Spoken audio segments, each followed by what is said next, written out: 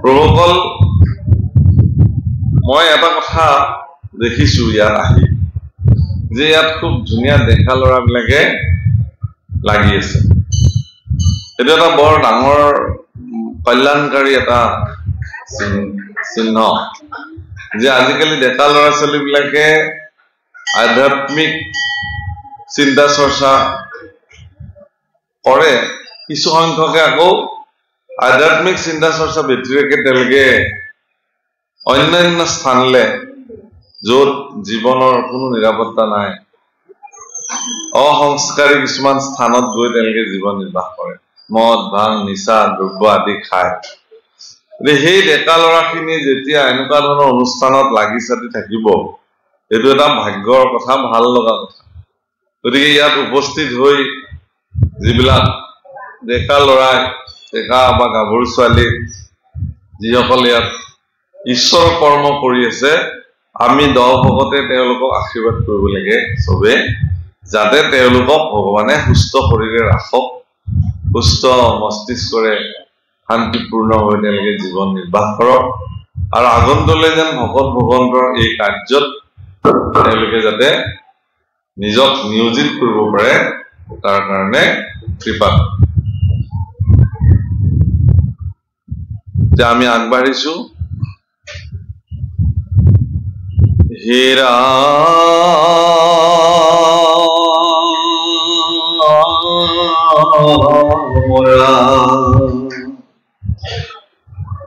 জয় জয় Krishna east দেৱ হৃদয়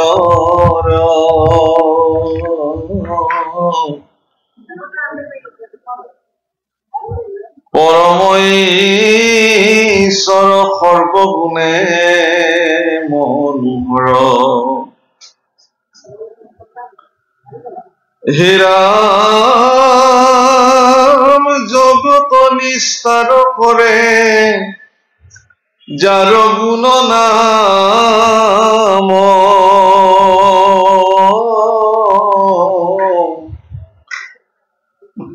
হৃদয়ত চিন্তি কৰো অলেখ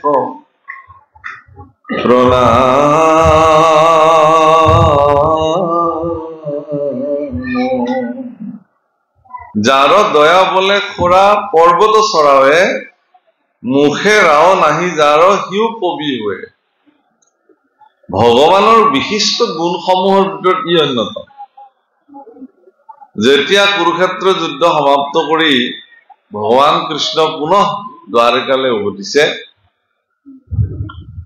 তেতিয়া কুন্তি দেৱীয়ে ভগৱানক স্তুতি কৰিছে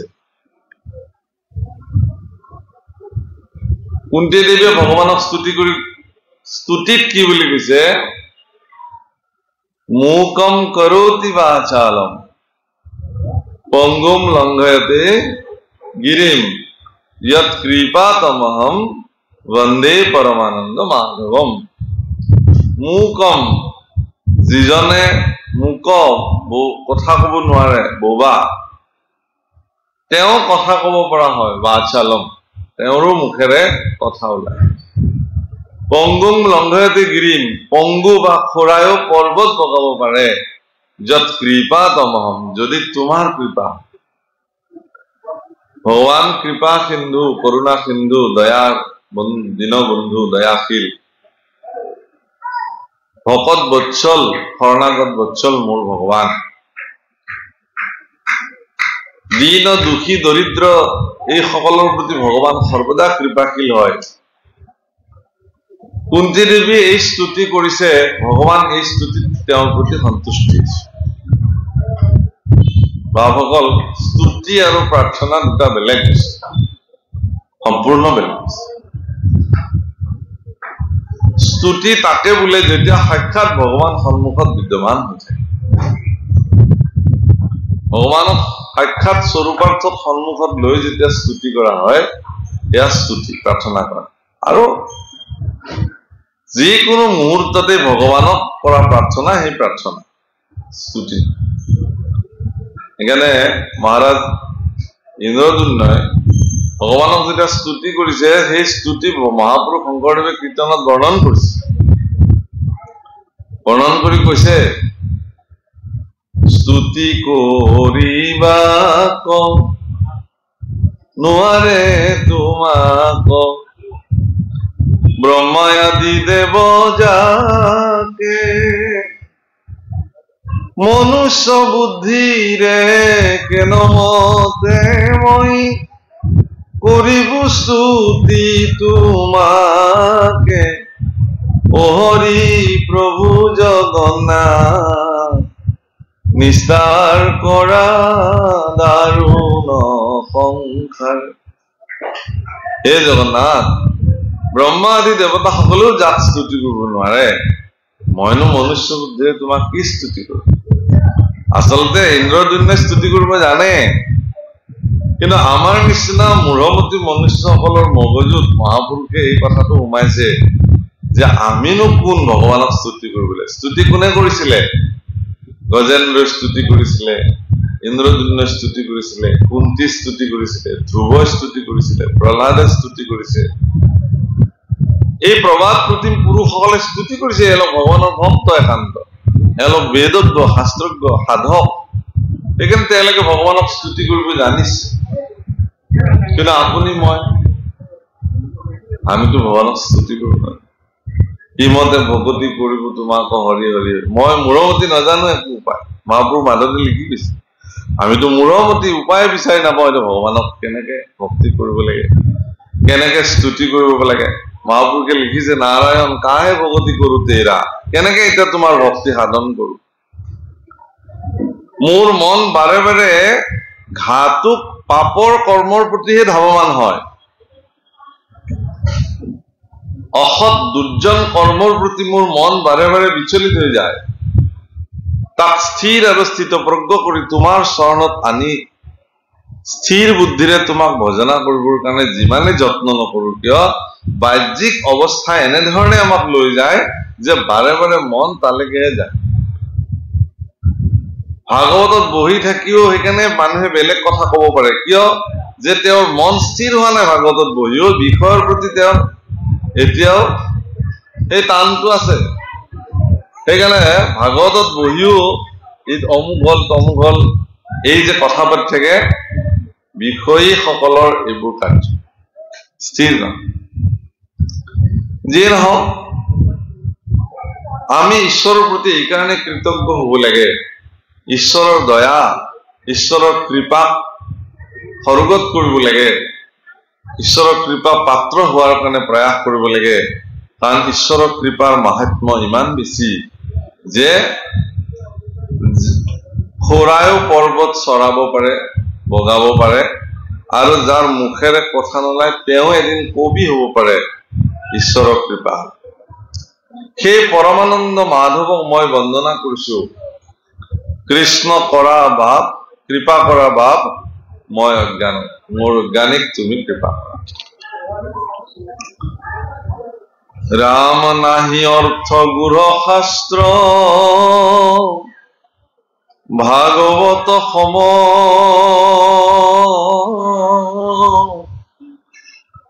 ও তাতে বেদ স্তুতি পণ্ডিতৰো মতি ভ্ৰম। ভাগৱততকে গুঢ় অৰ্থযুক্ত শাস্ত্ৰ আৰু বেলেগ নাই বুলি কৈছে। নাহি অৰ্থ গুঢ় শাস্ত্ৰ ভাগৱত ধৰ্ম। ভাগৱত ধৰ্মত থকা যি গুঢ়াৰ্থ, ইয়াতকে আৰু গুঢ়াৰ্থ বেলেগত নাই। কেনেকে নাই? বৰিষ্ঠম সৰ্বশাস্ত্ৰাণাম, সকলো শাস্ত্ৰৰ ভিতৰতে বৰিষ্ঠ। সেইকাৰণে সুখদেৱৰ নিচিনা নিৰ্গুণবাদী পুৰুষে ভাগৱতৰ প্ৰতিহে আকৃষ্ট হৈছিল আৰু তেওঁ ভাগৱততহে মুখ দিছিলে। বেলেগ শাস্ত্ৰও পৰীক্ষিত শুনাব পাৰিলে।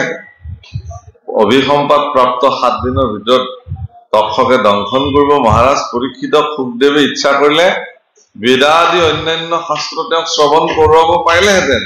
কিন্তু কি কৰিছে তেওঁ? নিগম কল্পতৰুৰ গলিতম ফলম সুক মুখাদ্ৰৱ সংযুক্তম পিবত ভাগৱতম ৰসমালয়ম মুহুৰ্হু ৰুচিকা ভূমিভাৱনা। ভাগৱতৰ 3 নম্বৰ শ্লোক, প্ৰথম শ্লোক, মূল সংস্কৃত ভাগৱত। শেষত কি বুলি কৈছে 3 নম্বৰ শ্লোকত? যে নিগম কল্পতৰুৰ গলিতম, সমস্ত কল্পতৰু মানে নিগম শাস্ত্ৰসমূহৰ ভিতৰত ভাগৱত কল্পতৰু শাস্ত্ৰ। কল্পতৰু শব্দৰ অৰ্থটো এইটোৱেই যে যি বিচৰা হয় তাকে প্ৰাপ্তি হয়। কিন্তু প্ৰভু অকল মনত ৰাখিব, কল্পতৰু যি বিচাৰে সেয়া প্ৰাপ্তি হয় যদিও কল্পতৰু প্ৰাপ্তি হোৱা লোকে যদি কল্পতৰুৰ পৰা বিচাৰিব নাজানে তাৰ আকৌ গতি বেলেগ হৈ যায়। এজন সাধকৰ বোলে কল্পতৰুৰ প্ৰাপ্তি হল ভগৱানৰ কৃপাত, তেওঁ যি বিচাৰে তাকে কল্পতৰু বৃক্ষই তেওঁক দিবলৈ আৰম্ভ কৰে। তেওঁ মনেৰে ভাবিলে যে মোৰ যদি ৰাজপ্ৰসাদ এটা হলহেঁতেন, তৎক্ষণাৎ এটা ৰাজপ্ৰসাদ হল। আকৌ তেওঁ ভাবিলে কি যে ইয়াতে যদি পৰম সুখেৰে শুব পৰাকে এখন বিচনা হলহেঁতেন, খাদ্য থাকিলে, চব মজুদ হৈ গল। শুই দিলে। তেওঁ শুই দি মনত ভাবিলে এটা মস্ত ডাঙৰ বাঘ হলাই যদি মোক খাই পেলাই, তৎক্ষণাৎ এটা বাঘ ওলালে। গতিকে কল্পতৰুৰ পৰা বিচাৰিবও জানিব লাগিব।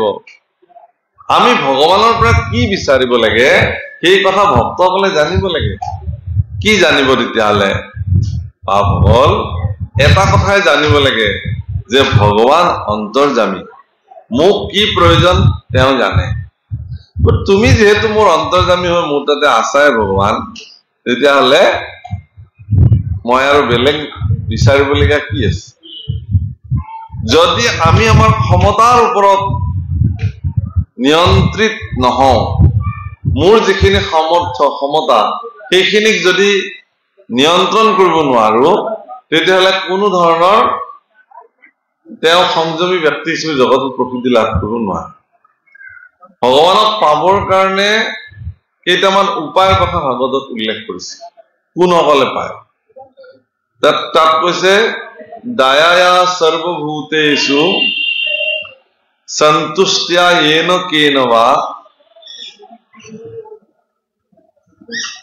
সকলো প্ৰাণীৰ প্ৰতি যিজনৰ হিংসা শূন্য মনোবৃত্তি, দয়াৰ দৃষ্টি থাকিব।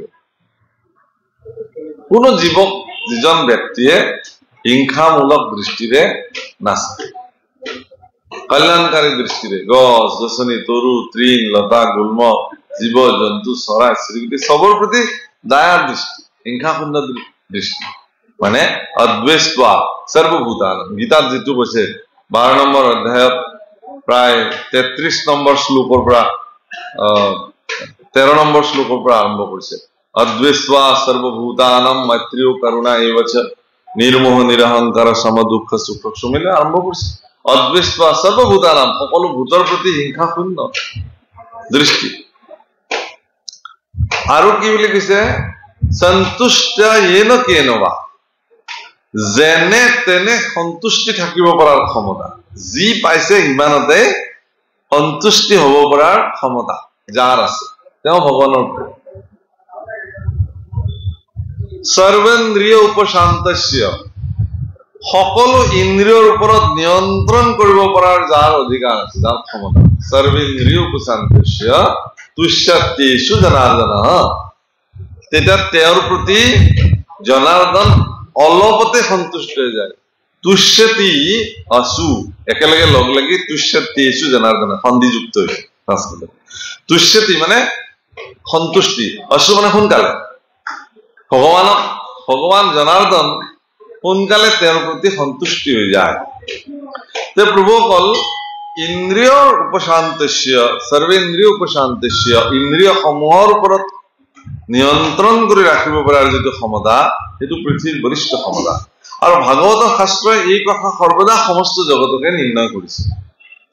এজন ঋষিয়ে বোলে এনেকে তপস্যা কৰি আছিলে। আমাৰ এটা শব্দ খুব ব্যৱহাৰ হয়, কি ব্যৱহাৰ হয়? যে পুনঃ মুচিক ভৱ, কয় নহয়? সেইটো কি আচলতে? সেইটো কি আচলতে? পুনঃ মুচিক ভৱ মানে ঋষি এজনে তপস্যা কৰি আছে, আৰু সেই ঋষিজনৰ কাষতে য'ত তেওঁ তপস্যা কৰে তাতে এটা নিগনি বাস কৰিছিলে। নিগনিটো মানে ঘূৰি ফুৰে, কেতিয়াবা ঋষিৰ কোলাতে শুই থাকে। তেওঁতো ধ্যান কৰি থাকে, তেওঁ ইমান হেৰি নাই। তে ঋষিয়ে দেখিছে যে সদায় এটা নিগনি তেওঁৰ লগতে প্ৰায় থাকে। তে এদিন এটা কৰবাৰ পৰা মেকুৰী আহি ওলালে আৰু মেকুৰীটোৰ ভয়ত আৰ্তনাদ হৈ আহি নিগনিটোৱে ঋষিক প্ৰাৰ্থনা কৰিলে যে গুৰুদেৱ মোক এইটো ইয়াৰ প্ৰতি মোৰ বিৰাট ভয়। তে ঋষিয়ে তাৰ প্ৰতি কৰুণা দৃষ্টি দি কলে যে বিৰাল ভৱ তুমি মেকুৰী হৈ যোৱা। সি যেতিয়া নিজে মেকুৰী হৈ গল নিগনিৰ পৰা, ঋষি ব্ৰহ্ম বাক্যটো আৰু খণ্ডন নাযায়, তেওঁ মেকুৰী হৈ গল। মেকুৰী হোৱাৰ পিছত মেকুৰীৰ প্ৰতি ভয় নোহোৱা হৈ গল, ঘূৰি ফুৰে, অলপ দূৰে দূৰে যায়। তে এদিন কুকুৰ এটাই খেদি আহিলে আৰু আৰ্তনাদ হৈ আহি ঋষিৰ ওচৰলৈ আহিলে। ঋষিয়ে তেওঁক কলে ঠিক আছে তো কুকুৰ হব, তেওঁ শ্বান হব, কুকুৰ হৈ গল। তাৰপিছত বাঘৰ প্ৰতি ভয় হল, তাক বাঘ হবলৈ দিলে, বাঘ হৈ গল। এতিয়া দূৰে দূৰে ঘূৰি ফুৰে আৰু ঋষিয়ে দেখাই নাপায়, বহুত দিনৰ মূৰত আহে। তে এদিনটো সিংহৰ ভয়ত আৰ্তনাদ হৈ আহি পেলাই আহিলে। তেতিয়া ঋষিয়ে তেওঁক প্ৰমত্ত কেশৰী ভৱ, একদম পুৰা সিংহ হবৰ কাৰণে তেওঁক প্ৰাৰ্থনা কৰিলে আৰু কলে যা আজিৰ পৰা তোৰ আৰু ভয়ে নাই, কাৰণ তই বনৰে ৰজা হৈ গলি। সিংহই কাকো ভয় নকৰে। তেতিয়া সি চিন্তা কৰিলে এতিয়াতো আৰু মোৰ প্ৰমোচন হব লগা নাই আৰু, কামে সিংহই হলো যেতিয়া, ভোকো লাগিছে, গতিকে প্ৰথমতে মই খোৱা আৰম্ভ কৰো, প্ৰথম ঋষিকে খাওঁ, ইয়াৰ পৰাই আৰম্ভ কৰো আৰু। কাৰণ মোকতো আৰু এতিয়া তাৰমানে যিজনৰ কৃপাত তেওঁ এটা নিগনিৰ পৰা গৈ সিংহ হল, যদিও কথাটো এটা কাল্পনিক কাহিনী, কিন্তু ইয়াৰ তাৎপৰ্যটো কি যে যাৰ কৃপাত আপুনি বলৱান হৈ যায়, যাৰ কৃপাত আপুনি শক্তিশালী হৈ যাব পাৰে, যাৰ কৃপাত আপুনি সামৰ্থ্যশালী হৈ যাব পাৰে, তেওঁকে যেতিয়া আপুনি গাদ্দাৰী কৰিবলৈ লব, পৃথিৱীত এইটোৱে হল আটাইতকে অকৃতজ্ঞ মানুহৰ পৰিচয়। তেওঁ ঋষিকে যেতিয়া খাবলৈ খেদি আহিলে, ঋষিয়ে বোলে তই এইটোহে হলি নে, পুনঃ মুচিক হব, আকৌ নিগনি হৈ যা বুলি কৈ দিলে। মুচক পুনঃ মুচক, আকৌ সেই আগৰ নিচিনা নিগনি হৈ থাকিল। মানে প্ৰভু অকল ইন্দ্ৰিয় সৰ্বেন্দ্ৰিয় উপশান্তস্য, সকলো ইন্দ্ৰিয়ৰ প্ৰতি যি নিয়ন্ত্ৰিত মনোবৃত্তি আপোনাৰ যদি আছে তো ভাল কথা। সেইকাৰণে সুখদেৱে মহাৰাজ পৰীক্ষিতক সৰ্বেন্দ্ৰিয় উপশান্তস্য, সকলো ইন্দ্ৰিয়ৰ প্ৰতি নিগ্ৰহ কৰিব পৰাৰ ক্ষমতা, সন্তুষ্ট येन केन वा, যেনে তেনে সন্তুষ্টি হবৰ কাৰণে, আৰু সকলো প্ৰাণীৰ প্ৰতি দয়াৰ দৃষ্টিৰ এক বিশেষ অৱস্থালৈ লৈ যাবৰ কাৰণে মহাৰাজ পৰীক্ষিতক এই কথাসমূহ বৰ্ণন কৰিলে। সেইকাৰণে কৈছে যে নিগম কল্পতৰুৰ গলিতম ফলম, ভাগৱতক ফল বুলি কৈছে ইয়াত। নিগম কল্পতৰুৰ গলিতম ফলম শুক মুখ দ্ৰৱ সংযুক্তম।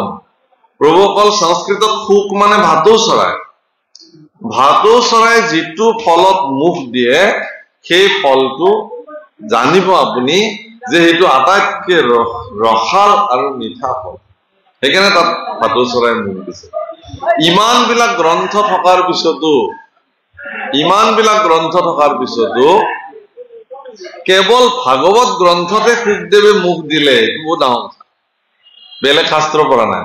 আৰু যেই নিৰ্গুণবাদী মহাপুৰুষ মহামুনি মুনীন্দ্ৰ মহন্ত মহামুনি সুখদেৱে ভাগৱত শাস্ত্ৰত মুখ নিশ্চিত তেওঁ কৰিছে, তেওঁৰ তেতিয়াই ভাগৱত ফল গৈ অমৃত ধাৰাৰে ৰূপান্তৰিত হৈ গৈছে।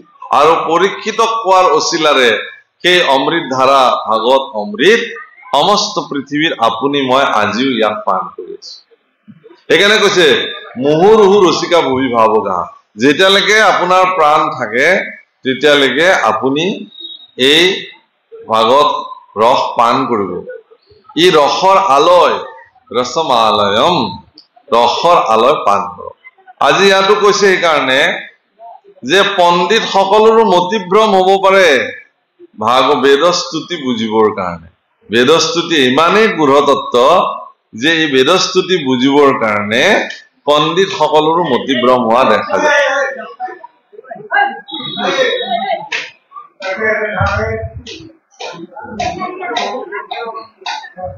হে ৰাম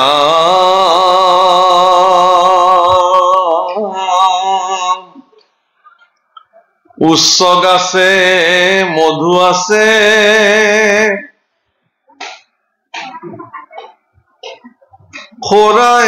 খোৰায় দেখিল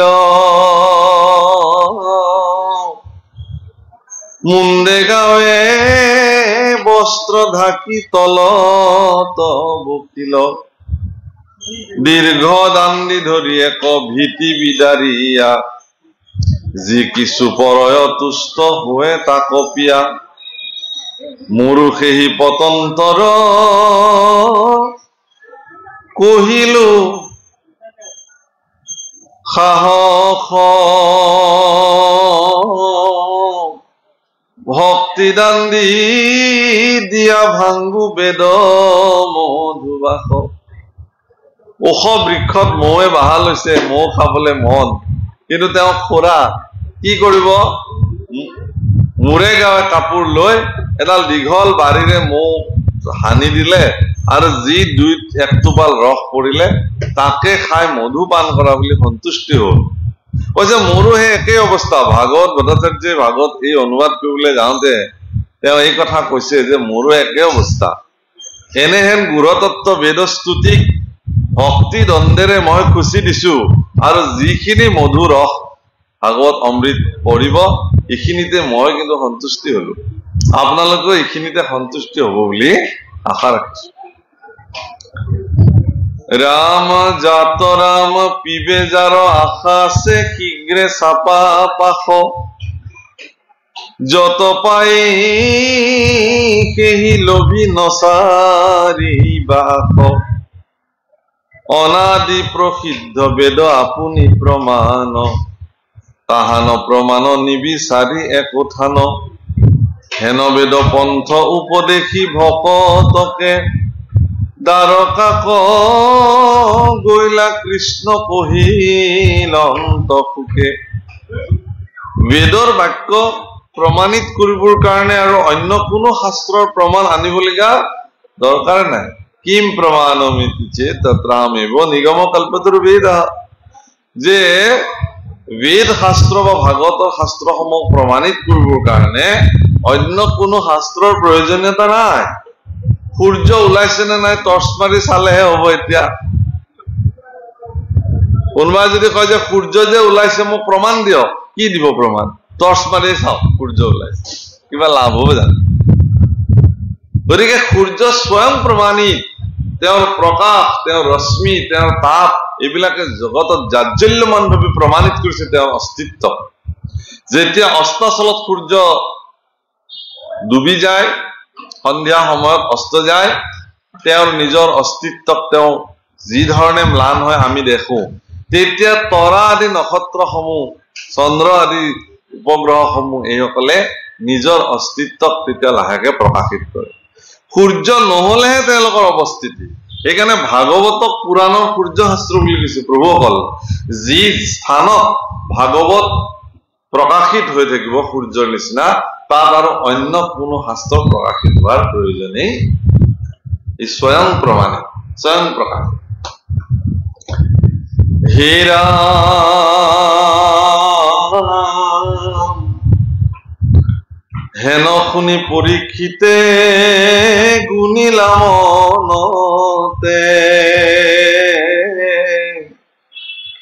গুণময় বেদ ব্ৰহ্ম বসানে কিমতে হে ৰাম নিৰ্গুণ ব্ৰহ্মত ইটো নঘতয় বুলি ঋষিত নৃপতি পুছিলন্ত কৃতাঞ্জলি যিটো ব্ৰহ্ম বস্তু বুলি নপাৰি কল্পিত সত্তৰ যতম তিনি গুণৰ বাহিৰ কাৰ্য কাৰণত দুই ৰূপৰ সদা স্থিৰ বেদে পুনু যিটো কহে সব গুণময় সাক্ষাতে কিমতে বেদে ব্ৰহ্ম নিৰূপয় শব্দময় বেদ ব্ৰহ্ম নহয় গোচৰ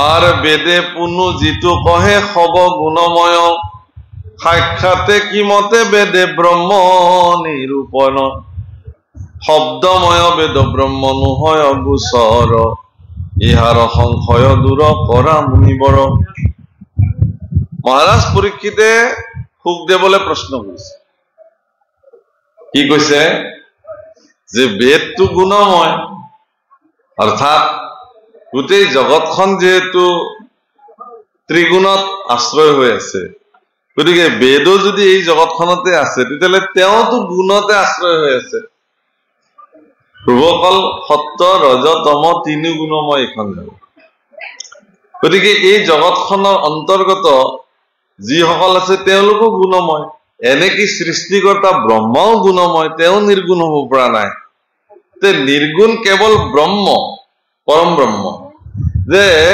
যদি পৰম ব্ৰহ্ম নিৰ্গুণ হয় তেতিয়াহলে গুণময় বেদে নিৰ্গুণ ব্ৰহ্মক কেনেকে নিৰূপণ কৰিব প্ৰশ্ন সুখদেৱৰ প্ৰতি পৰীক্ষিতৰ প্ৰশ্ন যে নিৰ্গুণময় ব্ৰহ্ম গুণযুক্ত বেদে কেনেধৰণে নিৰ্ণয় কৰিব কেনেকে নিৰূপণ কৰিব হে দেখিব মোক এই সংশয়টো ছেদ কৰিব লাগে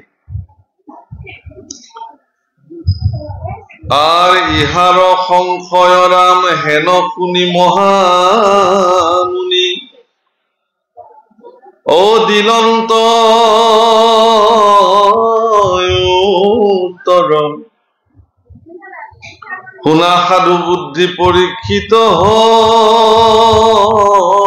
হরি পর হেরা রাম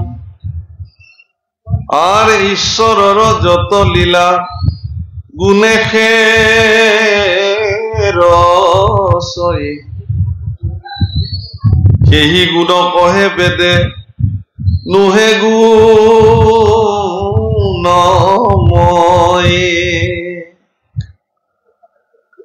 হে পরীক্ষিত হে রাজন তোমার মতি উত্তম কারণ এনেকুৱা ভাৱনা তোমাৰ মনত যে জন্ম হৈছে ই অতি উত্তম ভাৱনা তোমাৰ প্ৰশ্ন কাৰণ তেওঁ কৈছে যে শব্দময় বেদ ব্ৰহ্ম নহয় গোচৰ যে বেদ গুণৰ মাজত সীমাবদ্ধ হৈ থকা গুণময় বেদে গুণৰ অতীত গুণাতীত পৰম ব্ৰহ্মক নিৰ্গুণময় ব্ৰহ্মক কেনেধৰণে নিৰূপণ কৰিব ডাঙৰ প্ৰশ্ন সেইকাৰণে আগত উল্লেখ কৰিছে যে বেদস্তুতি পণ্ডিতসকলৰ কাৰণে মতিত আজি আপোনালোকৰ পৰম ভাগ্য আমাৰো ভাগ্য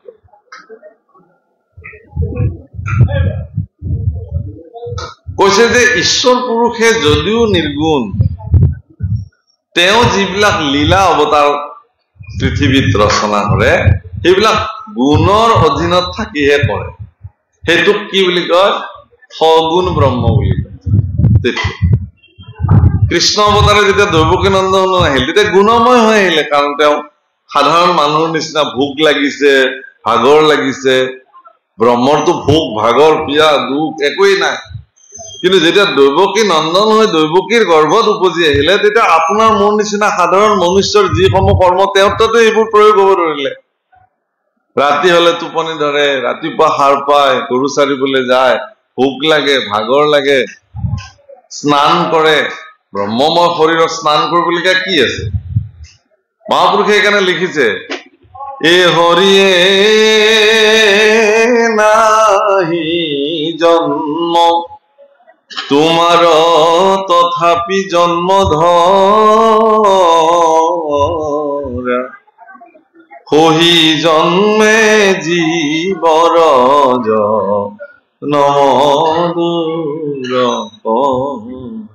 তোমার তো জন্মই নাই তুমি তো অজ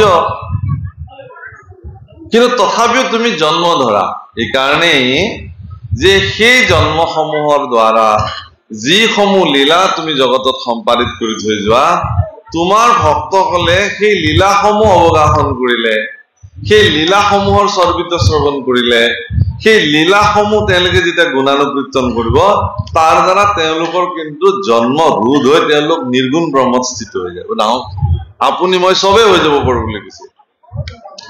গতিকে যেহেতু তেওঁ গুণৰ অধীনত আহি পেলাই গুণময় অৱস্থাৰ দ্বাৰা তেওঁ যেহেতু লীলাসমূহ সম্পাদিত কৰে, গুণময় অৱস্থাত সগুণ ব্ৰহ্ম হিচাপে যিসমূহ লীলা ভগৱানে কৰিছে সেই লীলাসমূহৰ বৰ্ণনা কিন্তু বেদে কৰিব পাৰে, বেদে তাৰ নিৰূপণ কৰিব পাৰে এইবুলি কৈছে। আর ঈশ্বরত যত লীলা রাম ব্রহ্ম অংশ জীব সই অনন্ত প্রমাণ হয়ে গুছে অগ্নির স্ফুলিঙ্গ যে স্থান। প্রত্যেকটো জীবর ভিতরতে ঈশ্বর পরম ব্রহ্ময় নির্গুণময় পরম ব্রহ্ময় অংশ স্বরূপে বিদ্যমান হয়েছে। যেনে এই অগ্নিখিনিৰ পৰা যদি এটা স্ফুলিঙ্গ গৈ পেলাই শুকান পাতৰ ডোম এটাত লাগি যায়, সি কিন্তু দাবানলৰ সৃষ্টি কৰি দিব। বহুত বেছি অগ্নিৰ প্ৰয়োজনে নাই, এটা স্ফুলিঙ্গ গলেই সি অগ্নি উৎপন্ন হৈ যাব। আৰ অগ্নি সকলোতে সমাহিত হৈ আছে প্ৰভুসকল, প্ৰত্যেক কাষ্ঠতেই যেনেকে অগ্নি, মাত্ৰ সি প্ৰকট নোহোৱাকে থাকে। কিন্তু এবাৰ যদি সি প্ৰকট হোৱাৰ সুযোগ পায় তাৰ আচল স্বৰূপটো দেখাই দিব। ঠিক তেনেকে জীৱ মাত্ৰেই পৰম ব্ৰহ্ম বিদ্যমান। মূল কথাটো এইটোৱেই যে মই আপুনি সকলোৱে জানো যে আমাৰ ভিতৰত পৰম ব্ৰহ্ম বিদ্যমান হৈ আছে আত্মা স্বৰূপে। সেই কথাটোক উপলব্ধি নকৰাৰ ফলত আত্মা ঈশ্বৰক আমি চিনি নাপাওঁ। সেইকাৰণে আত্মা ঈশ্বৰক চিনিবৰ কাৰণে প্ৰথমতে অবিদ্যা নাশ কৰিব লাগিব বুলি মহাপুৰুষে উল্লেখ কৰিছে। ও আত্মা ঈশ্বৰক লাগ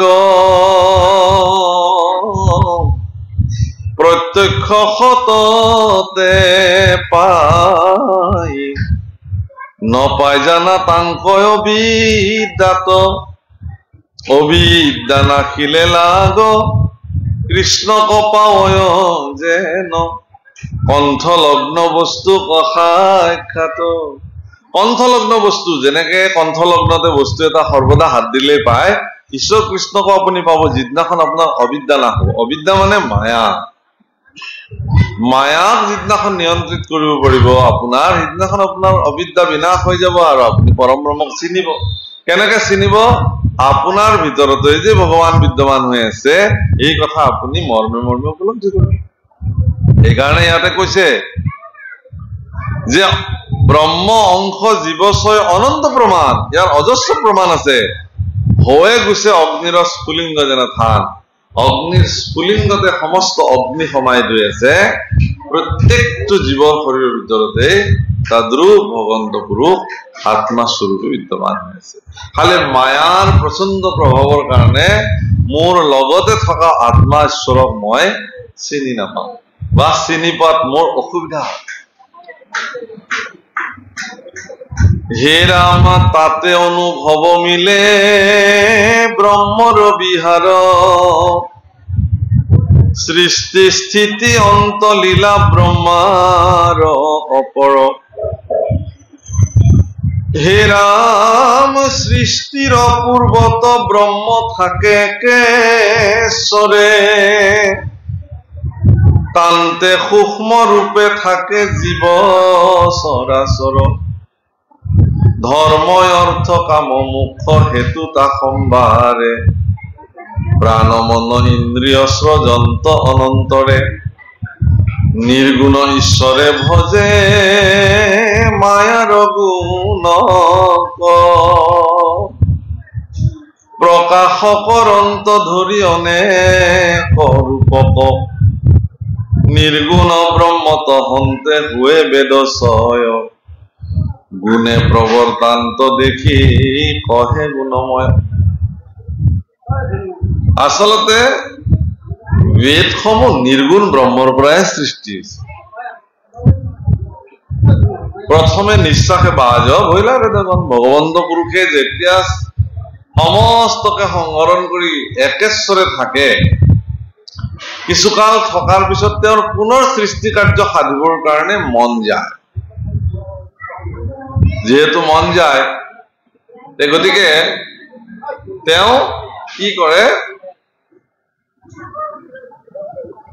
মায়াক ভজে ভজে শব্দ কৰে ভজে মানে উপকাৰ মায়াৰ প্ৰতি উপকাৰ কৰে কেনেকে কটাক্ষ দৃষ্টিত মায়া গৰ্ভৱতী হয় মায়াৰ পৰা এটা সন্তানৰ জন্ম হয় যাৰ নাম মহত্তত্ব মহত্তত্বৰ পৰা ত্ৰিগুণাত্মকৰ সৃষ্টি হয় ত্ৰিগুণাত্মকৰ পৰা আমাৰ যিবিলাক পঞ্চ তন্মাত্ৰা পঞ্চভূত পঞ্চ কৰ্মেন্দ্ৰিয় পঞ্চ জ্ঞানেন্দ্ৰিয় লগতে মন মনৰ আকৌ চাৰিটা স্বৰূপ মন বুদ্ধি চিত্ত অহংকাৰ এই সৰ্বমুঠ 24 তত্ত্ব হয় 28 তত্ত্ব বুলি কয় কেনেকে কয় যে যদি মহত্তত্বৰ যি ত্ৰিগুণাত্মক গুণ আছে মহত্তত্ব আৰু ত্ৰিগুণাত্মকক ধৰিলে আৰু চাৰিটা হয় তেনেকৈ 28 তত্ত্ব আনহাতে মনৰ আকৌ চাৰিটা ৰূপ যদি এটা বুলি ধৰে তেতিয়ালে ত্ৰিগুণাত্মকক ধৰিলে এনেকৈ 24 তত্ত্ব হয় প্ৰভুসকল তন্মাত্ৰাৰ প্ৰত্যেকৰ লগত প্ৰত্যেকৰ এটা সম্পৰ্ক আছে তন্মাত্ৰা বুলি ক'লে ৰূপ ৰস গন্ধ স্পৰ্শ আৰু শব্দ এই পাঁচটা তন্মাত্ৰা বোলে ইন্দ্ৰিয়সমূহৰ লগত কৰ্মেন্দ্ৰিয়মূলক বিলাকৰ লগত জ্ঞানেন্দ্ৰিয় বিলাকৰ লগত ইহঁতৰ সম্পৰ্ক বিশেষ যেনে ৰূপ নামৰ তন্মাত্ৰাৰ সম্পৰ্ক চকুৰ লগত চকুৱে ৰূপ চায় ৰস নামৰ তন্মাত্ৰাৰ সম্পৰ্ক জিভাৰ লগত গন্ধ নামৰ তন্মাত্ৰাৰ সম্পৰ্ক নাকৰ লগত শব্দ নামৰ তন্মাত্ৰাৰ সম্পৰ্ক কাণৰ লগত আৰু স্পৰ্শ নামৰ তন্মাত্ৰাৰ সম্পৰ্ক ছালৰ লগত গতিকে নাক কাণ চকু ছাল জিভা এই পঞ্চ ইন্দ্ৰিয়ৰ লগত পঞ্চ তন্মাত্ৰাৰ সম্পৰ্ক ইটোৰ লগত ইটো সম্পৰ্ক এওঁলোক একত্ৰিত হৈ পেলাই জীৱৰ শৰীৰ নিৰ্মাণ হল সঁচা কিন্তু ই জড় হৈ থাকি এটা নচলে চৈতন্য নহয় চৈতন্য কৰিবৰ কাৰণে জীৱ অংশে তুমি প্ৰৱেশিলা গাঁৱে গাঁৱে তেওঁ জীৱ হিচাপে প্ৰৱেশ কৰিলে প্ৰভুসকল ইয়াতো দুটা কথা আছে আত্মা বেলেগ জীৱ বেলেগ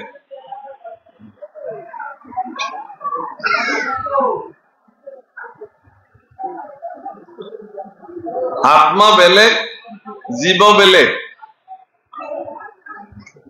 আপোনাৰ শৰীৰৰ ভিতৰত যিবিলাক কাৰ্য চলি আছে আৰু সেই কাৰ্যৰ দ্বাৰা যিবোৰ ফল পৰিণাম স্বৰূপ আহিছে সেইবিলাকক জীৱই ভোগ কৰে আত্মাই ভোগ নকৰে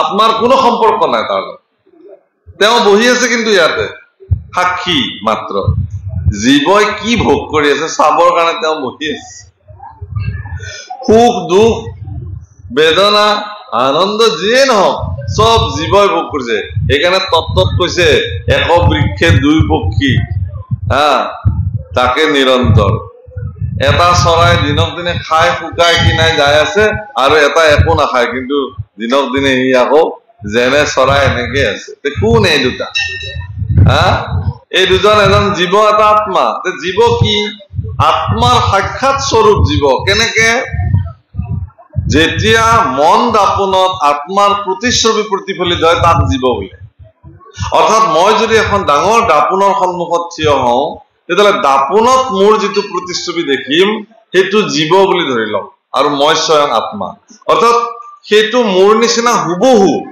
কিন্তু মোৰ তাতে যিটো চৈতন্যতা আছে তেওঁৰ তাতে নাই মই এনেকে দিলে সিও এনেকে দিব কিন্তু সি এনেকে নিজে দিব নোৱাৰে মই দিলেহে তাৰ তাতে মানে নিয়ন্ত্ৰণটো কৰ পৰা হৈছে ধৰিব পাৰিছে না কথাখিনি জটিলটো হোৱা নাই বাপসকল আপোনালোকেতো জানে বয়োজ্যেষ্ঠ এইবিলাক কথা সৰ্বদা আমিতো আপোনালোকৰ পুত্ৰ সদৃশ আমি এতিয়া মাত্ৰ ভাগৱত সমুদ্ৰত এই পাৰতে সাঁতুৰি খেলি থাকে যে মানুহবিলাকে যে সমুদ্ৰৰ ঢৌবিলাকৰ বালিতে খেলি খেলি সাগৰ বুলি ভাবে আমিও সেই পৰ্যায়তে আছো এতিয়া ভাগৱত মহাসমুদ্ৰত অৱগাহন কৰিব এতিয়াও ভালকে পঢ়াই নাই আপোনালোক আমাতকে বয়োজ্যেষ্ঠ বয়োবৃদ্ধ অভিজ্ঞতা সকলো বেছি আপোনালোকে এইবোৰ কথা জানে তত্ত্ব কথা এতিয়া প্ৰভুসকল সেই কথাটোকে খুব উপলব্ধিৰ বিষয় সেইকাৰণে ইয়াতে কৈছে যে ঈশ্বৰে মায়াক কৃপা কৰিলে, মায়াৰ দ্বাৰা এই তত্ত্বসমূহ সৃষ্টি হল, নিজে তাত আত্মাৰূপে প্ৰৱেশ কৰিলে আৰু চৈতন্য স্বৰূপে জীৱবিলাকে জগতত প্ৰৱেশ কৰি ভ্ৰমি থাকিলে। যিদিনাখনে কালে নিৰ্দেশ কৰিব, কালটো বেলেগ নহয়, তেওঁৱে কাল, মহাকাল ঈশ্বৰে, যেনে পিতামহ ভীষ্মই দেখুৱাই দিছিল এহেন তেহে কাল বুলি দেখায়া আঙ্গুলি।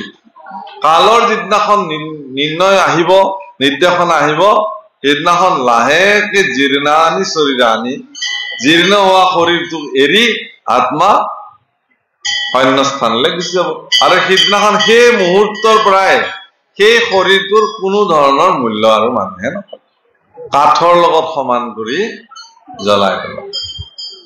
সাধাৰণ ধূপ এডালে পুৰিলেই ঢৌ বান্ধি ৩-৪ দিনলৈকে বিষাই থাকিব, কিন্তু প্ৰচণ্ড অগ্নিত যেতিয়া শৰীৰটো দহি থাকিব, তাপি থাকিব, শেষ হৈ থাকিব, তেতিয়া এবাৰো নকয় যে কিয় মোক ইমান অগ্নিত দিছা, মোক পুৰিছে বুলি কবলৈ আৰু কোনো নাই। তেতিয়া কোন আছিল ভিতৰত? ধূপডালে পুৰোতেও মই বিষাইছিলে, কিয় দিছা বুলি কবৰ কাৰণে ভিতৰত কোনোবা এটা শক্তি আছিল, সেইটো নাই মানে একো নাই।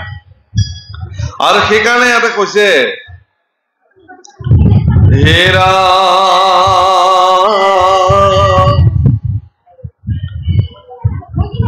গুণে পুনু ঢাকিবে ব্ৰহ্মক নপাৰয়, এতেকে হে সগুণক ব্ৰহ্ম কৰি কয়।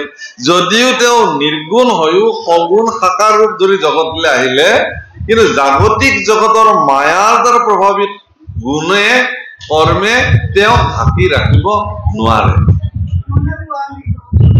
সেইকাৰণে কিয় মাটি খাইলি বুলি যশোদাই মুখ মেলি দিয়ে, চাও মুখ মেল, কিয় মাটি খাইছ, মুখ মেলি দিয়াৰ লগে লগে ভিতৰত 14 ব্ৰহ্মাণ্ড দেখিলে, সেইটোতো ঢাকিব নোৱাৰিলে।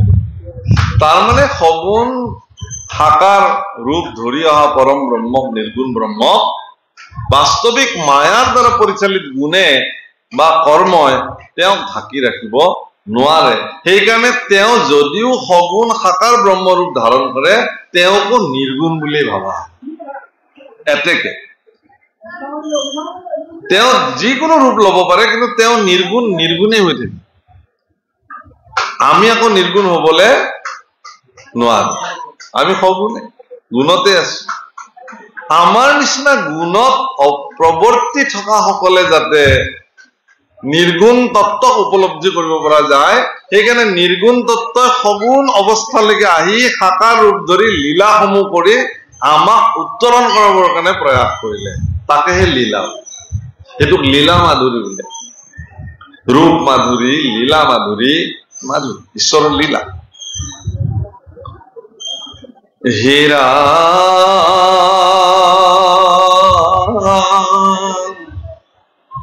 সৰ্বজ্ঞ সচ্চিদানন্দ সৰ্বশক্তিমন্ত সৰ্বকৰ্ম ফলদাতা সদা ভগৱন্ত। তেওঁ সৰ্বশক্তিমান, সৰ্বজ্ঞ, সচ্চিদানন্দ, সচ্চিদানন্দ ঈশ্বৰৰ স্বৰূপ, সৎ চিত আনন্দ। সৎ মানে সঁচা, চিত মানে জ্ঞান, আনন্দ মানে আনন্দ। সৎ মানে জগতত এটাই সত্য আছে, যাক নিত্য বুলি কৈছে বেদে। এজনেই সত্য আছে জগতত, তাত ব্যতিৰেকে আৰু বেলেগ সত্য নাই। আমি বিলাক চব মিছা। জাগতিক জগতত আমি যিমান বস্তু দেখিছো সকলো কি মিছা, কেৱল মিছা আৰু মিছা। কিন্তু এই মিছা বিলাককে আমি সঁচা বুলি ভাবো আৰু সঁচাটোকে মিছা বুলি ভাবো। সমস্যা হল তাতে। যি নহওক, তেওঁ সৰ্বকৰ্তা, ফলদাতা, সদা ভগৱন্ত। তেওঁ আপোনাৰ যি কৰ্ম কৰিব, ফল তেওঁ আপোনাক নিশ্চিত ৰূপে দিব। जो जैसा कर्म करेगा उसको वैसा ही फल देगा भगवान। ये गीता का क्या कबीर सुरबानी।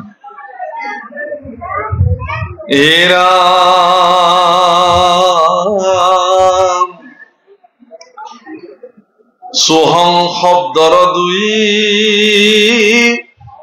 পদে কয় অৰ্থ,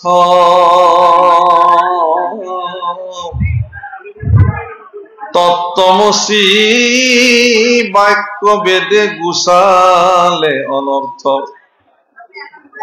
হে ৰাম এহি উপনিষদ বেদৰ শিৰ ভাগ যি শবদে বুজিয়াত কৰে অনুৰাগ স্বহং তত্ত্ব স্বহং স্ব মানে তেওঁ অহং মানে মই অৰ্থাৎ ময়ে তেওঁ তেওঁৱে মই তুমি মই ভগ মই আৰু ময়ে তুমি তোমাৰ আৰু মোৰ মাজত বিশেষ একো পাৰ্থক্য সেইকাৰণে স্বহম স্বহম কৰি থাকিলে অহম স্বহম তুমি মই মই তুমি তো এই কথাটো উপলব্ধি কেনেকে হয় বুলি কৈছে বেদৰ সাৰভাগ হল উপনিষদ উপনিষদৰ সাৰ হল শ্ৰীমদ ভাগৱত বা শ্ৰীমদ ভগৱত গীতা এই দুখন শাস্ত্ৰৰ পৰা আপুনি পৰম ব্ৰহ্মক অত্যন্ত সহজলভ্য ৰূপত অনুমেয় বা অনুধাৱন কৰিব পাৰে সেইকাৰণে ইয়াক বৰিষ্ঠম সৰ্বশাস্ত্ৰ নাম সেইকাৰণে হে ৰাম চল জল্প বিতন্দাচাৰিয়া তৰ্কবাদ চিত্তৰ মধ্যত পাৱে ব্ৰহ্মাৰ প্ৰসাদ হে ৰাম শ্ৰৱণে কীৰ্তনে আত কৰিয়া বিশ্বাস পাৱে পৰম পদ মায়া পাশ নাশ এহি কথা সৰ্বতন্ত্ৰ ব্ৰহ্ম নিৰূপণ কহিলো তোমাত ইতিহাস পুৰাতন সুন্দৰ সম্বাদ নাৰায়ণ নাৰদৰ শুনা পৰীক্ষিত তত্ত্ব জানিবা বেদৰ হে ৰাম কৃষ্ণ ভক্ত পৰম নাৰদ মুনি বৰ ত্ৰৈলোক্য নিৰ্মল কৰি ফুৰে নিৰন্তৰ ৰাম একদিনা নৰ নাৰায়ণক দেখিত বদৰিকাশ্ৰমে প্ৰৱেশিলা হৰিষিত যিকোনো ঈশ্বৰে এহি ভাৰত বৰিষে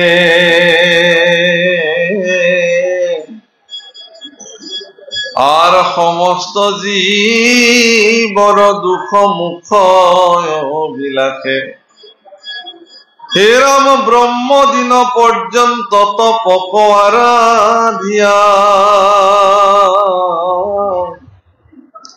ও একাশনে আশা ধর্ম জ্ঞান প্রকাশিয়া কলা প্রগ্রামর যত মহামুনি গণে চৌপাশে উপাসী বেরি আশা রঙ্গমনে দেখি যায় নারদে নমিলা নম্র ক্ষীরে বসিয়া চাহি কথা পুছিলা সাদরে দেবে নারদত কহিলন্ত নারায়ণে মৌনে শুনি রহিল সমস্ত মুনিগণে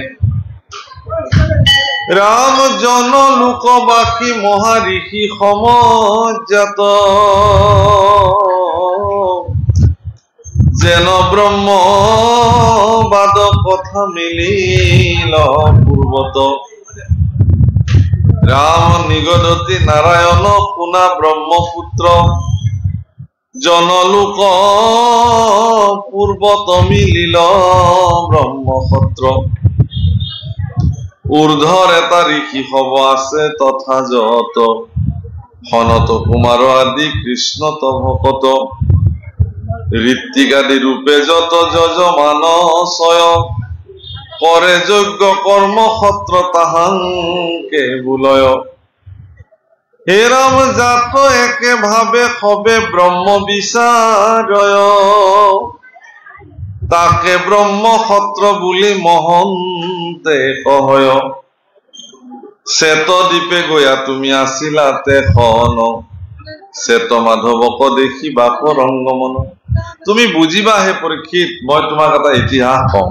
এদিন দেৱৰ্ষি নাৰদে বদৰিকা আশ্ৰমলৈকে নাৰায়ণ লগ কৰিবৰ কাৰণে গ'ল, ঋষি নৰনাৰায়ণ।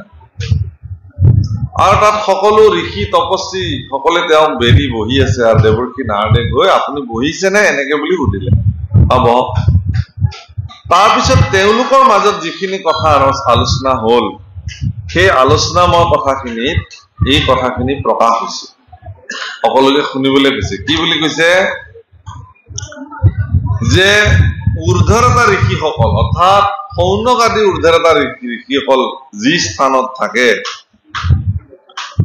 সনত কুমাৰ আদি কৃষ্ণৰ ভকতসমূহ যি স্থানত থাকে, ঋত্বিক আদি ৰূপে যত যজমান কৰে যজ্ঞ কৰ্ম সত্ৰ তাহাংকে বোলে, যি স্থানত বহি সৰ্বদা যজ্ঞ সাধন হয়। যজ্ঞ বিভিন্ন প্ৰকাৰৰ হ'ব পাৰে প্ৰভুসকল। সনত কুমাৰতে সৰ্বদা নাম যজ্ঞ সাধন কৰিছে, কেৱল কৃষ্ণ নাম ব্যতিৰেকে বেলেগ জীৱনত সাধন কৰে। অৰ্থাৎ সেইকাৰণে মহাপুৰুষে যি যি স্থানত বসতি কৰিলে, সেই স্থানসমূহ সত্ৰ নামেৰে আজিও নামাঙ্কিত। অকল শংকৰদেৱ বুলি নহয়, শংকৰদেৱ হওক, আতাপুৰুষসকল হওক, শ্ৰী দামোদৰদেৱ হওক, হৰিদেৱ হওক, এই মহাপুৰুষসকলে যত বহি সৎ তত্ত্বৰ কথা যজ্ঞ কৰে, পৰ্যালোচনা কৰে, সেইখিনি স্থানকে সত্ৰ বোলে, ব্ৰহ্মসত্ৰ বোলে। আজি ইয়াতে যিগৰাকী মহান পুৰুষে, আতাপুৰুষে বা বাবা গৰাকীয়ে ইয়াত ঈশ্বৰৰ যজ্ঞ, ঈশ্বৰৰ নাম যজ্ঞৰ ইও আচলতে সত্ৰই, বেলেগ সজ্জন সকলে সত্তত্বৰ কথা যত পৰ্যালোচনা কৰে সেই স্থানকে সত্ৰ। কলে কি জানা? 28 সহস্ৰ ঋষি বেদত প্ৰধান, বিষ্ণুৰ নৈমিষ ক্ষেত্ৰ মহাপুণ্য স্থান, মান্য কৰি ফুটক পাতিলা সত্ৰ তথা, শৌনক প্ৰমুখে শুনে ভাগৱত কথা। অৰ্থাৎ সেই সত্ৰ।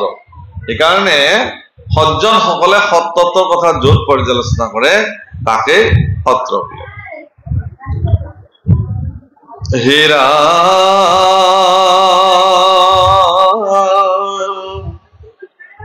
যদি বোলা সৰ্বজ্ঞ সমস্ত মুনিগণ, কোনে কথা পুছিল কহিল কোন জন, ইটো সত্য শ্ৰুতে তপে হব নিৰূপণ, নাহি শত্ৰু মিত্ৰ উদাসীন একে সম, তথাপি কৌতুকে একজন বক্তা কৰি, সেহি ব্ৰহ্মবাদ সবে পুজিলা সাদৰি, বেদে যত কহে মানে সবে গুণময়, নিৰ্গুণ ব্ৰহ্ম কতেবে কিমতে জানয়।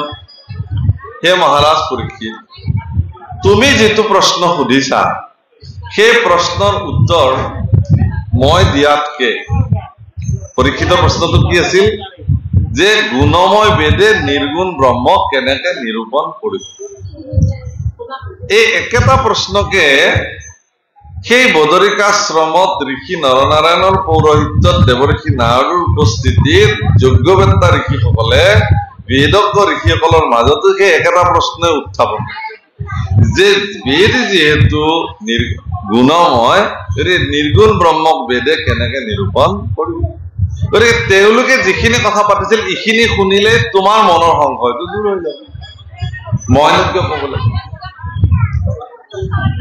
হে ৰাম সুনন্দন সিদ্ধে শুনি শুনি দিলা সমিধান, শুনিও ব্ৰহ্মক বেদে কহে যে নথান। হে ৰাম আপুনি নিৰ্মিত ইটো সমস্তে জগত, প্ৰলয় সময়ে প্ৰভু ধৰি উদৰত, যোগ নিদ্ৰা সুখে যেন থাকে নিদ্ৰা কৰি, সমস্তে সবতি তাংক থাকে অনুসৰি, প্ৰলয়ৰ অন্তে সৃষ্টি কালয় উপশম, ঈশ্বৰৰ নিশ্বাসত জন্মে বেদগণ। সিদ্ধান্ত দিছে যে যেতিয়া সকলোকে সংহাৰণ কৰি প্ৰভু ভগৱানে একেশ্বৰে গৈ শয়ন কৰি থাকে, সমস্ত জীৱবিলাক ক্ষুদ্ৰাতি ক্ষুদ্ৰ বিভাগে গৈ ভগৱানৰ উদৰত প্ৰৱেশ কৰি থাকে, আৰু যেতিয়া ঈশ্বৰ এনেধৰণে শয়ন কৰি থাকে তেতিয়া ঈশ্বৰক সেই যোগনিদ্ৰাৰ পৰা জগাবৰ কাৰণে সেই ঈশ্বৰৰ নিশ্বাসত বেদসমূহ জন্ম আৰু এই বেদসমূহে ভগৱানক জাগ্ৰত কৰে জগায় জাগৰণ আমাৰ মহাপুৰুষে জাগৰণী লিখিছে তেজৰে কমলাপতি পৰভাত নিন্দ যশোদাই কৃষ্ণক জগাইছে আমি যিকোনো অনুষ্ঠানত আমি জাগৰণ কৰো ব্ৰহ্ম মুহূৰ্ততে অনুষ্ঠানৰ দিনা নহয় দেই এনেকুৱা থান সত্ৰ নামঘৰত ব্ৰহ্ম মুহূৰ্ততে জাগৰণী গাব লাগে জাগৰণী মানে কোনে কাক জগাব মায়া সজ্জা মাজেতো সবেই টোপনি মাৰি আছে জগাই কোনে কাক এতিয়া আমি সব টোপনিত আছো কোনে কাক জগাব আজিকালি সহজলভ্য ব্যৱস্থা এটা আছে যে ঘৰৰ মানুহখিনি যেতিয়া শুৱে কাইলে ৰাতিপুৱা আমি 4টাতে এঠাইত ওলাই যাব লাগিব তেতিয়া 3টামান বজাতে এলাৰ্ম দি থৈ দিয়ে মোবাইল বিলাক আৰু সেই এলাৰ্ম বিলাকে জগাই দিয়ে মানুহক কেতিয়াবা এনেকুৱা টোপনি মানুহৰ সেই এলাৰ্মো কাম নাই বাজি থাকে সি গুনাই নাপায় ইমানেই টোপনিৰ চোক কিন্তু আমাৰ যিটো মায়া নিদ্ৰা ইয়াতো বিষয় নিদ্ৰা ইয়াৰ পৰা সাৰ পাব পৰা যাব বাৰু কিন্তু যদি ব্যক্তি এজন সঁচাকে মায়া নিদ্ৰাত শুই আছে তেতিয়াহ'লে তেওঁক জগোৱাৰ উপায় আৰু ইমান সহজ নহয় আৰু তাত শুইছে কোন একদম ব্ৰহ্মাৰ পৰা হিচাপ কৰিছে প্ৰভুসকল একেবাৰে এমিবা বেক্টেৰিয়ালৈকে যিমান একোষী জীৱ লাগে সব বিলাক সেই টোপনিত মায়া নিদ্ৰা টোপনি যে কোনে জগাব কোনেও কাকো নজগায় প্ৰত্যেকৰে ভিতৰত থকা সৰ্বদা জাগ্ৰত হৈ থকা আত্মাই আপোনাক জগাই দিব সেইকাৰণে আচলতে জাগৰণটো কোনেও কাকো নজগায় নিজেই নিজক জাগ্ৰত কৰা হয় যে হে প্ৰভু তুমি মোৰ ভিতৰতে আছা অথচ মই তোমাক চিনি পোৱা নাই এইটোৱে ডাঙৰ হে ৰাম পাছে ঈশ্বৰক বেদে জগাইবাক প্ৰতি নিৰ্গুণ মহিমা গাই কৰে মহাস্তুতি হে ৰাম অখণ্ড মণ্ডলেশ্বৰ নৃপতিক যেনি আগে নিদ্ৰা সাৰি বাদ্য গীত কৰে ধ্বনি শোভন বিক্ৰমতাৰ কৰিয়া কীৰ্তন নতে ভাতে ন বন্দীগণে কৰয় কীৰ্তন সেইমতে বেদগণে গুণ নাম গাই অজ্ঞানময় প্ৰভুক জগাৱে যেন প্ৰায় ইমান সুন্দৰ কীৰ্তনত বেদস্তুতি ঘোষা আমি সদায় গাওঁ ও হৰি ৰাম হৰি অনন্ত মুৰাৰী ভকত বৎসল নিয় সেৱ কয় উদ্ধাৰী গাওঁ নহয় আমি গাওঁ কিন্তু চবে গাই থাকো কিন্তু এই কীৰ্তনজনৰ ভিতৰত নিজক জাগৃত কৰাৰ যিটো তথ্য সন্নিবিষ্ট মহাপুৰুষে কৰিলে গাই যাই থাকোতে আমি কেইজনে ইয়াক অনুভৱ কৰো এইকাৰণে অনুভৱ নকৰো সোনকালে কীৰ্তনটো শেষ হব লাগে গাজি বিলাব লাগে যাব লাগে কাম আছে সেইকাৰণে আমি উপলব্ধি নকৰো দেৰি কৰিব নালাগে ইয়াৰ ভিতৰত কি কৈছে যিমান বাৰ বেদস্তুতি গালে মানুহে সিমান বাৰে যদি বেদস্তুতিৰ কিঞ্চিত কিঞ্চিত অনুভৱ কৰিলেহেঁতেন তেওঁতো সঁচাকে জাগ্ৰত কৰিলেহেঁতেন যেনেকে এজন চক্ৰৱৰ্তী ৰজা টোপনিৰ পৰা জগাবৰ কাৰণে নতে ভাতে গীতে মাতে নৃত্য কৰি তেওঁক জগায় ঠিক তদ্ৰুপ জগাইলা বিষ্ণুক স্তুতি কৰি নতি ভাৱে যেন চক্ৰৱৰ্তীক জগা যেন নত ভাতে চক্ৰবৰ্তীক জগাৱে যেন চক্ৰবৰ্তীক নত ভাতে গীত নৃত্যৰ দ্বাৰা জগায় ইয়াতো ঠিক তেনেকে জগাইছে ৰাম শুনা নৰ নাৰী আকৌ স্থিৰ কৰি মতি বেদৰ সুন্দৰ বাদ মুকুন্দ ভকতি আৰ ইহা জানিলে হবে খন্দই সংশয় ও নুবুজি বেদৰ বাদ প্ৰমাদ ভতই হে নৰনাৰীসকল মা গুৰু এই কৰিছে আপোনাৰ ভাগৱত ভট্টাচাৰ্যই উপদেশ প্ৰদান যে হে বাপসকল আইসকল হে নৰনাৰীসকল বেদৰ যি সুন্দৰ বাদ মুকুন্দৰ প্ৰতি ভক্তি এইটোহে বেদৰ বাদ প্ৰভুসকল বেদে যাক বিচাৰ কৰিছে সেইকাৰণে ঈশ্বৰ পুৰুষে নিজেও উদ্ধৱৰ আগত কৈছে কি বুলি কৈছে মই বিনে বেদে কিছু আন নবখানে চাৰিও বেদৰ তত্ত্ব অৰ্থ আহিম বাস ইমান মোত ব্যতিৰেকে বেদে আৰু বেলেগক বখানিব নোৱাৰে বখানৰ অধিকাৰ বেদৰ নাই গতিকে বেদৰ বাদক লৈ পেলাই বাক বিতণ্ডা বা তৰ্ক কৰাৰ কোনো যুক্তিই নাই বেদৰ সুন্দৰ বাদ শ্ৰেষ্ঠতম বাদটোৱে হল মুকুন্দৰ চৰণৰ ভক্তি এইটোৱে বেদে দেখুৱাইছে ইয়াক জানিলে হবে সন্দেহ সংশয় এই কথাটো নিশ্চিত ৰূপে যেতিয়া জানিব তেতিয়াহ'লে বেদে সৃষ্টি কৰা সকলো সংশয় আপুনি ছেট কৰিব পাৰিব মানে এগৰাকী শিক্ষকে ছাত্ৰ ছাত্ৰীসকলক যেতিয়া এটা গণিত বুজাবৰ কাৰণে প্ৰয়াস কৰিব শিক্ষকজনে প্ৰথমতে সেই গণিতটো বুজাবৰ কাৰণে যিমানখিনি সূত্ৰৰ প্ৰয়োজন সেই সূত্ৰ সম্পৰ্কে তেওঁ নিজে অৱগত হ'ব লাগিব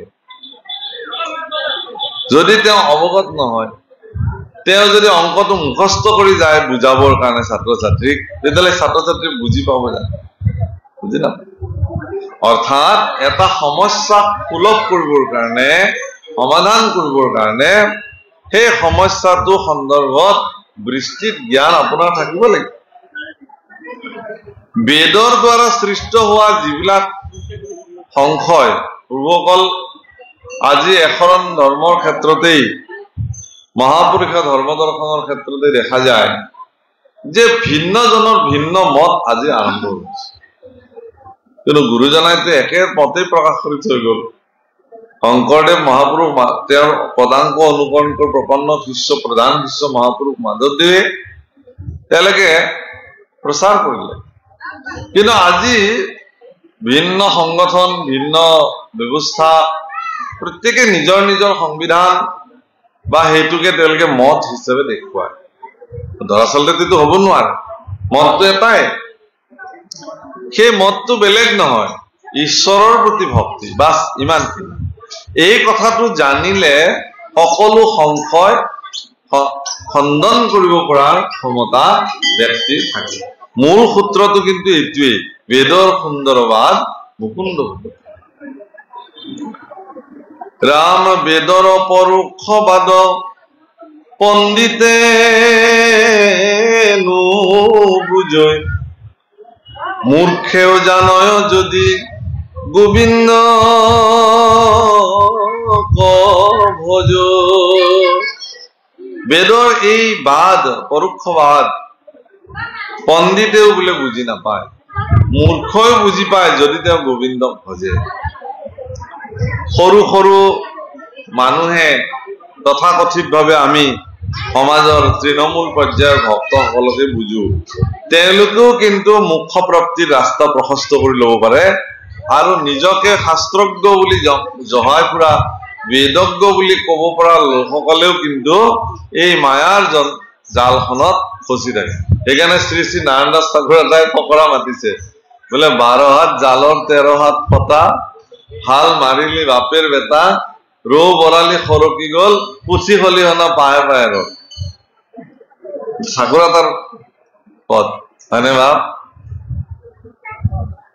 শ্ৰী শ্ৰী নাৰায়ণ দাস ঠাকুৰৰ এই মনোবৃত্তি বহুত গভীৰ মহাপুৰুষে সুধিছে নাৰায়ণ কিনো কোৱা বুজাই দিয়া আমাক এইবিলাক কি লিখিছা জানো ইয়াৰ গভীৰ তাৎপৰ্য কৈছে যে ভাগৱত 12 স্কন্ধ গতিকে এই জালখন 12 হাত কিন্তু ইয়াৰ তত্ত্ব গভীৰভাৱে বিশ্লেষণ কৰিলে ৰত্নাৱলী শাস্ত্ৰত মহাপুৰুষ মাজতে সেইকাৰণে তাৰ তত্ত্বভেদ সেইকাৰণে তাৰ ফটা মানে জালৰ ফাক যিটো 13 হাত বুলি কৈছে 13টা বিৰোচনযুক্ত ৰত্নাৱলী পঢ়িলে ভাগৱতৰ তত্ত্ব আপুনি বুজি পাব আৰু ৰৌ বৰালি খৰকি গল বৰ পণ্ডিত বিলাকে এইবিলাক একো বুজি নাপালে পাৰ হৈ গুচি গল তেওঁলোক কিন্তু পুথি খলিহনা একো নাজানে কেৱল কৃষ্ণকে জানে ভগৱান ভক্তি কৰিব লাগে বাস ইমানখিনি জানে এনেকুৱা তৃণমূল পৰ্যায়ৰ আমি যাক সৰু সৰু ভকত বুলি কওঁ তথাকথিত ভকতৰতো সৰু বৰ নাই প্ৰভুসকল ভকতেই ভগৱন্ত যাৰ নাই আদি অন্ত ভকতৰ সৰু বৰ নাই ভকতৰ কোনো শ্ৰেণী বিভাজন নাই প্ৰভুসকল আৰু পৃথিৱীত এনেকুৱা কোনো ব্যক্তি আজিলৈকে ওলোৱা নাই যি আপোনাক চাৰ্টিফিকেট কৰিব যে আজিৰ পৰা আপুনি ভকত হল মই চাৰ্টিফাই কৰিম কোনে পাৰিব কোনেও ক'ব নোৱাৰে কোন বা ভকত হৈ আছে ভকত ভগৱানে নিৰ্ণয় কৰিব যে তেওঁ মোৰ ভক্ত হয় নে নহয় গতিকে তথাকথিত সমাজ ব্যৱস্থাত প্ৰৱৰ্তি থকা সৰু সৰু মানুহ বিলাকেও সেই ভাগৱতৰ জালত অমৃত পান কৰিবৰ কাৰণে কোহে কোহে থাকি গল পুথি খলিহনা বিলাক কিন্তু বৰ পণ্ডিত বিলাকে কিন্তু সেই জালৰ মৌকশ পান কৰিব তাত নাথাকিল তেওঁলোক সৰকি পাৰ হৈ আৰু সেই একেখিনি কথাকে আজি ইয়াতো উল্লেখ কৰিছে বেদৰ পৰোক্ষবাদ পণ্ডিতে নুবুজয় গোবিন্দক কি কৈছে মূৰ্খই জানয় যদি গতিকে বেদৰ যি পৰোক্ষবাদ সুন্দৰবাদ কি কেৱল গোবিন্দক ভজনা কৰা এই কথাটো যদি কোনোবাই অনুভৱ কৰে তেতিয়াহ'লে তেওঁ বুজিব ৰাম বেদেশে জানিবা পিতা ইটো জগতৰে কৃষ্ণকে ভজিতে বুলয়নি নিৰন্তৰে বেদেশে জানিবা পিতা এইটো জগতৰ কৃষ্ণকে ভজিতে বুলয় নিৰন্তৰ বেদ যিহেতু পিতৃস্বৰূপ আৰু পিতৃস্বৰূপ বেদে আমাক নিৰ্দেশনা দিছে ভগৱান কৃষ্ণক ভজিবৰ কাৰণে প্ৰভুসকল বেদে যি স্তুতি কৰিছে মই ভাগত সামৰিমে আৰু কাৰণ বৰ বেছি আৰু 5-6 মিনিট আছো ইয়াতে যিবিলাক বেদে স্তুতি কৰিছে ইয়াৰ পিছৰ অধ্যায় দীঘল অধ্যায় আছে তাত বৰ ধুনীয়া কিছুমান শব্দ বেদে উল্লেখ কৰিছে মানে তাত কৈছে যে ভক্তি সুখ ব্ৰহ্মানন্দ ঢাকিয়া দেখাই ধন্দ বিষয় সুখক গুণ কৰি তোমাক নুবুজে জীৱে মায়া ৰাখে অনুভৱে এই দুখ সংহৰীয় হয় যে হে ভগৱান আমাৰ এই দুখটোকে তুমি প্ৰথম সংহৰণ কৰা কাৰণ মায়াৰ ৰচনাত পৰি পেলাই আমি বিলাকে যি ব্ৰহ্মানন্দ সুখ অৰ্থাৎ তোমাৰ চৰণ ভজনা কৰাৰ যি সুখ প্ৰাপ্তি সেইটোক উপলব্ধি নকৰি বিষয়ী সুখ বিলাককে শ্ৰেষ্ঠ সুখ বুলি তাত আমি বন্দী হৈ থাকি বিষয় সুখৰ সম্বন্ধে নামঘোষাত মাধৱ পুৰুষে এটি সিদ্ধান্ত দি থৈ দিছে কেনেকুৱা বিষয় সুখনো কোনোবাই মোক প্ৰশ্ন কৰিব পাৰে কিনো বেয়া ভাৱ বিষয় সুখ সোৱাদযুক্ত আঞ্জা খালো কি তৃপ্তি ধুনীয়া বিছনাত শুলো এচি লগাই ললো ভাল দামী গাড়ীত গৈছো এৰোপ্লেনত ঘূৰিছো পইচা পাতি আছে ভাল ভাল কাপোৰ অলংকাৰ গহিনা পিন্ধিছো, ইয়াতকে আৰু শ্ৰেষ্ঠ সুখ কি হ'ব পাৰে? কোনোবাই ক'ব পাৰে এৰা হয়, একফালৰ পৰা এইও ঠিক, এয়া মানুহৰ প্ৰয়োজন আছে, মানুহে বিচাৰে। কিন্তু বিয়া খাবলৈ গ'ল, বিয়া খাব যায়, আহোঁতে কৈ আহিছে পত্নীয়ে স্বামীক, বোলে আপুনি বিলাহী টকখন খাইছিল নে? বোলে নাই খোৱা। ইছৰাম, খাব লাগিছিল, ইমান সোৱাদ, মই অলপ বেছিকে খালো, হয় নেকি? ঠিকে আছে।